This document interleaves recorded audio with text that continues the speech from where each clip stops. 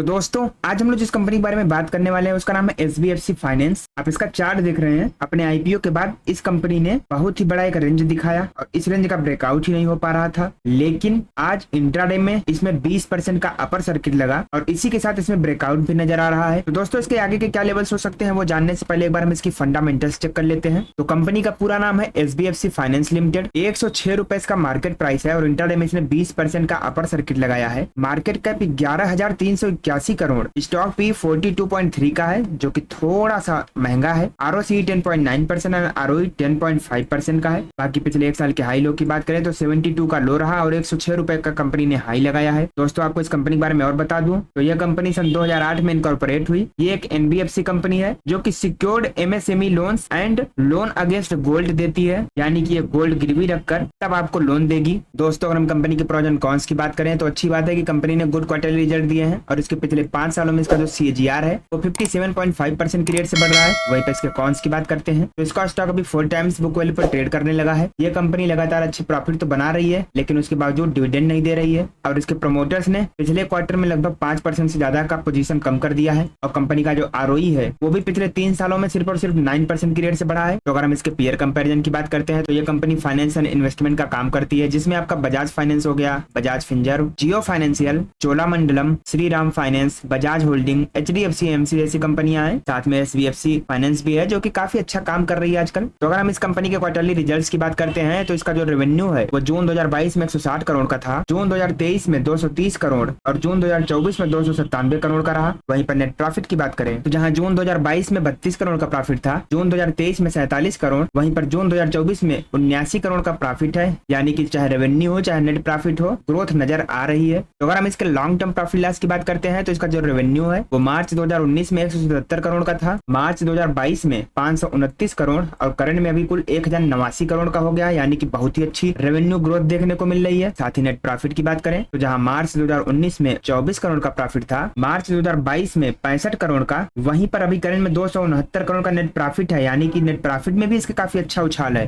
तो अगर हम इसके स्टॉक प्राइस सीएजीआर की बात करें तो पिछले 1 सालों में कंपनी ने 24% का रिटर्न अभी तक दे दिया है। और इसके बोरोइंग्स की बात करें तो जहां मार्च 2019 में 842 करोड़ का लोन था, मार्च 2021 में 2768 करोड़, मार्च 2024 तक 3996 करोड़ का कंपनी के ऊपर लोन है, यानी कि इसके प्रॉफिट और रेवेन्यू के साथ साथ इसका लोन भी बढ़ता चला जा रहा है। ये अच्छी बात नहीं है। तो अगर हम टोटल एसेट की बात करते हैं तो जहां मार्च 2019 में 1793 करोड़ का एसेट था, मार्च 2021 में 4231 करोड़, वहीं पर मार्च 2024 में 7063 करोड़ का एसेट तो है, लेकिन इसके मुकाबले में जो लोन है लगभग 4000 करोड़ का, ये काफी ज्यादा है। तो यहाँ पर आपको थोड़ा संभल कर काम करना पड़ेगा। बाकी अगर हम कंपनी के शेयर होल्डिंग पैटर्न की बात करें तो प्रमोटर्स की हिस्सेदारी जहां सितंबर 2023 में 64.04% थी, वहां से घटकर जून 2024 में 55.19% ही रह गई है। एफआईआईज की होल्डिंग 2.74% से बढ़कर 4.72% हो गई, डीआईआईज 12.42% से बढ़कर 16.24% एंड पब्लिक की होल्डिंग 20.36% से बढ़कर 23.70% हो गई है, यानी कि प्रमोटर्स ने बेचा है, बाकी सब ने खरीदा है। तो दोस्तों अगर हम इस कंपनी की फोरेंसिक एनालिसिस करते हैं तो इसमें आपको 9 पॉजिटिव संकेत, 1 न्यूट्रल और 5 नेगेटिव संकेत देखने को मिलेंगे। जैसे कि अच्छी बात है कि कंपनी के ऊपर कोई भी लायबिलिटीज नहीं है, कंपनी के प्रमोटर्स ने कोई भी शेयर प्लेज नहीं किया है, अदर इनकम इनकी अच्छी है, प्रमोटर्स ने अब जाके पिछले 90 दिनों में कोई भी पोजीशन बेचा नहीं है, कास्ट टू इनकम रेशियो ठीक चल रहा है, आरओई भी पिछले 10 सालों में काफी अच्छा कर रहा है। करंट वर्सेस हिस्टोरिक वैल्यूएशन की बात करें तो पिछले 3 सालों में वैल्यूएशन काफी अच्छी है। नेट इंटरेस्ट मार्जिन की बात करें तो ये लगातार ऊपर जा रहा है। नेट एनपीए की बात करें तो अंडर कंट्रोल है, उनका जो बैलेंस शीट है उसमें भी काफी अच्छी स्ट्रेंथ नजर आ रही है। बाकी रिटेलर्स की जो होल्डिंग है वहां पर काफी तेजी से बढ़ती नजर आ रही है, थोड़ा यहाँ कंट्रोल करना पड़ेगा। बाकी इनका जो कास्ट ऑफ बोरोइंग है वो भी थोड़ा हाई है, तो यहाँ पर भी आपको ध्यान देना पड़ेगा। तो अगर हम कंपनी के रेवेन्यू की बात करें तो इनका जो प्रोडक्ट है secured MSME loans 83%, loans against gold 16% and 1% others. इनके एनबीएफसी बोरोइंग्स का ब्रेकअप करते हैं तो banks 37.5%, एफसीएनबी 16.6%, NBFC and financial institution 9.5%, non convertible debenture 8.8% and 22% others. AUM का ब्रेकअप करते हैं अगर ज्योग्राफी वाइज तो साउथ इंडिया से अराउंड 38% का बिजनेस परसेंटेज आता है, नॉर्थ इंडिया से 33% का, वेस्ट इंडिया से 16.9 का और ईस्ट इंडिया से 11.2% का। तो दोस्तों हम लोग वापस से इसके चार्ट पर आ चुके हैं। चार्ट पर आपको देखने को मिलेगा कि एक रेंज बना हुआ है और ये स्टॉक महीनों से इसी रेंज में ट्रेड कर रहा था, लेकिन अब जाके इसमें ब्रेकआउट हो चुका है और इस ब्रेकआउट के साथ इसमें वॉल्यूम भी अच्छा खासा नजर आ रहा है। तो यहाँ से निकलने के बाद इस स्टॉक में जो तेजी बन रही है, अगर ऐसा ही मोमेंटम रहा तो जल्दी इसमें 115 का लेवल भी देखने को मिल जाएगा। बाकी दोस्तों इस स्टॉक में कोई भी इन्वेस्टमेंट करना हो तो एक बार खुद की एनालिसिस भी जरूर कीजिएगा और वीडियो को लाइक करके कमेंट में जय श्री राम लिखना मत भूलिएगा।